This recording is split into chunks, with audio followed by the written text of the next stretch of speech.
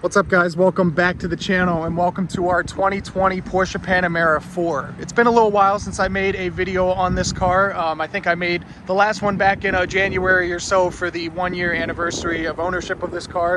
And I figured I'd make a little bit of an update. It's been, 18 months or so now.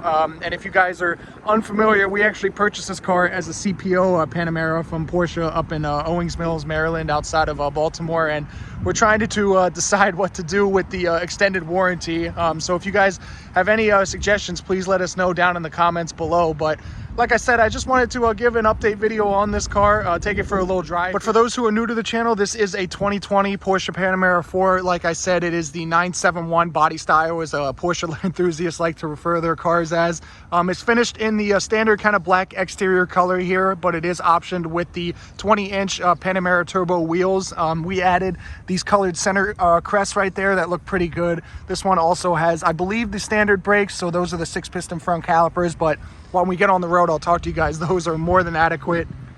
I've talked about it in some of the other videos of this car, but I think Porsche really nailed the design of the second generation Panamera here. It looks so much more sleek and modern compared to the first generation, which looked a little bulbous in my opinion, especially in the rear 3/4 view right here. I think actually this angle is the best angle of this car now, so kudos to Porsche. Under the hood of the Panamera 4 here, we'll go ahead and take a look, is the 3-liter single turbo V6. I believe in the Audi, Volkswagen, Porsche family, it is known as the EA839 engine. In this car, it has 330 horsepower and 330 foot-pounds of torque. It's connected to an 8-speed dual clutch PDK automatic transmission. This is the slowest model of the Panamera, if you will, but it still doesn't mean it's a slow car. So 0 to 60 is in 5.2 seconds, and fuel economy, if you care, is rated at 19 in the city and 27 on the highway. We've gotten much closer to 30 miles per gallon and even a little bit over in 8th gear in cruising, so pretty impressive stuff there. Another interesting note is that this engine is actually discontinued in the newest model year Panamera. If you were to go buy a 2025 or newer Panamera or Panamera 4, it would come with the 2.9-liter twin turbo V6 that was previously available in the Panamera S. So it gets a little bit confusing, but obviously, like I said, just know that this engine is no longer available in the Panamera as a whole. Hopping inside here, before we hit the road, I'll show you guys a quick look at the interior. You guys have probably seen this in the other videos of this car, but it is a very nice cabin overall. Beautifully finished. It feels really solid and well built. This one, it has a little bit of piano black right here on the doors. It's option with the Bose audio system as well. The Panamera 4 kick plates right there. Go ahead and just turn on the accessory mode real quick. Obviously, this car still has the Porsche switch right there. It hasn't gotten the button like the newest ones do.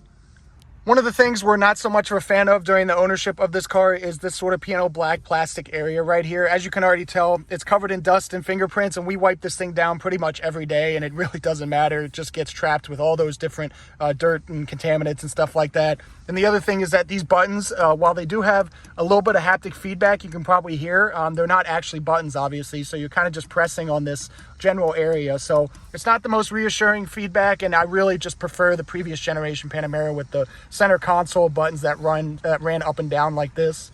One other quick complaint about the interior of this car while we're already talking about it is this sort of climate menu right here. If we go ahead and just turn on the climate with one of the fan speed buttons right here, as you can see, this center vent just opened up. And if you want to adjust the airflow, you have to go into this vent area and drag these like little sliders around.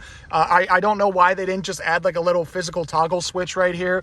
So we really don't like having to kind of drag this general screen area to direct the airflow. And also, I'm sure this thing will break at some point. If we go ahead and close it, you can see it looks nice and clean once it actually closes, but like I said, if that thing breaks or the motors go out, who knows how expensive that will be to fix. But other than that, the infotainment has been fine. You can see it is a touchscreen. You have kind of these menus on the left side that stay there to help you kind of go through the various settings and stuff like that. It does take a long time in the morning during cold starts to kind of load all of these icons. I'm sure in the newer Panameras they've improved the processing speed, but in this car it does take a little bit of time. But in front of you here is the traditional 5-pod Porsche gauge layout right here, kind of flanked by 2 digital screens right here. You control them with this little wheel. This is kind of the trip computer. If you kind of run down the various menus, you can see you can put a map right there. You can have G-force, a couple other vehicle options right there for drive distribution for the all-wheel drive system, tire pressure, vehicle information, like I said, for temperatures. This left screen is a little bit less customizable. You can still use the wheel right here, but you can just go through the kind of limits for speed and the odometer and stuff like that. Well, with that being said, let's go ahead and fire this thing up and hit the road. Obviously, all you have to do is put your foot on the brake and turn the little key to the left here. All right, guys, welcome to the inside of the 2020 Panamera 4 for the driving portion of the video, that is. And just going to give some impressions of our ownership and the driving experience thus far. I have done kind of a more dedicated driving video, which I'll go ahead and link in the top right-hand corner. Granted, we put around 15,000 miles on this car and around 2 years of ownership, or getting close to 2 years of ownership. So this is a daily driver. It's been used on road trips. It's been used to go around town and everything like that. And it really is a well-rounded machine. This is, like I said, the Panamera 4, so it's nothing like crazy per se in terms of like, you know, fire-breathing turbo V8 or anything like that. It just has the standard V6 turbo, but it's more than enough for 330 horsepower and 0 to 60 in the low 5 seconds. It is still a very powerful and well-performing engine. One of the other great things about this car is how quiet it is. As you can probably hear, there is barely any road noise whatsoever. And I said a little bit ago in the intro clips that it feels really well built as well. So there's not a lot of road noise. There's no squeaks and rattles. There's nothing like that.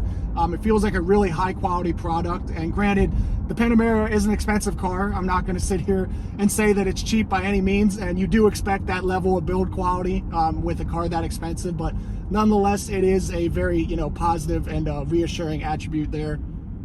One of the negatives I have is during this like stoplight situation here, the transmission does get a little bit confused, and that kind of lends me to the other point that I was going to make, is that this 8-speed dual clutch, while it is incredibly fast on upshifts and downshifts, you kind of have to catch it in the right mode, if you will, or at least make sure it's the transmission logic sort of understands what you're trying to do. There's been many instances of this transmission having a bit of a hiccup and stuff like that, especially at stoplights. Let's see if I can demonstrate some of the dual clutch hesitation here. As we kind of come up to this right turn on red and it turns green, you could feel car took a second to kind of downshift a couple more gears and engage the clutch. So that's kind of something, like I said, you just have to be mindful of if you plan on daily driving this thing. You have to modulate the brake and the gas just a little bit more, but I think the trade-off is worth it if you want, you know, maximum performance and the craziest upshifts and downshifts on any transmission that I've experienced. But as you can see on the highway here, this thing really settles down nicely. 8th gear, you know, 1200 RPMs or something like that, and that's how you get to, you know, 30 miles per gallon or more on the highway that I was mentioning earlier. The one thing I will say, and back to like, you know, the transmission things, if you want to pull off like a quick overtake, you kind of have to put your foot down a little bit, and it takes a second for the, you know, for it to change down a couple gears. But we'll go ahead and put this car into sport mode here. You have to go into the touchscreen there to do it. We'll put the transmission into manual mode and take some of these tighter turns here. And like I was saying,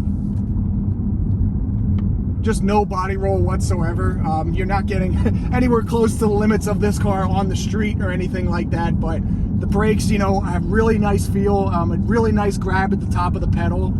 They don't fade or anything like that. I don't think this thing, like I said, would have any issue on the track or anything if that's something you really wanted to do.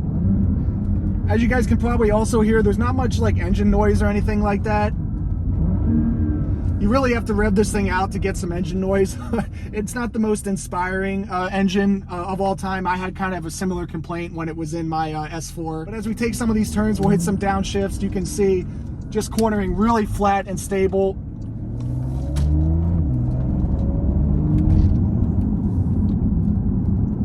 There's actually not that much turbo lag either. The turbo is pretty small on this EA839 engine, so it spools up very quickly, and you probably get maximum torque, I think, around 2,500, 3,000 RPM, so it pulls you out of corners really well. However, on the flip side of that, as you hit the top end of the RPM range on this engine, you can definitely feel the drop-off in performance as the turbo kind of loses boost and stuff like that.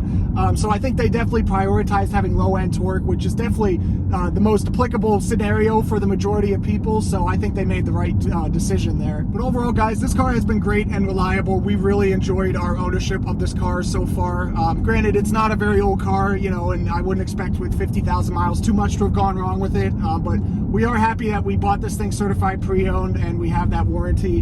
Like I said in the beginning, we are looking for options to kind of expand that warranty or at least extend it in some sense. I know there's fidelity and I know there's a couple other options, but at some point you obviously want to have the value of the car in the equation and like have the you know, the probability of things going wrong before you spend, you know, $7,000–8,000 on extending the repair, I guess. So If you guys have options or recommendations of what you've done, if you're familiar with the Porsche Certified Pre-Owned program, please let us know. But I hope you guys enjoyed the updates and test drive on the 2020 Panamera. If you did enjoy this video, please be sure to drop a like and subscribe for a ton of great content coming very soon.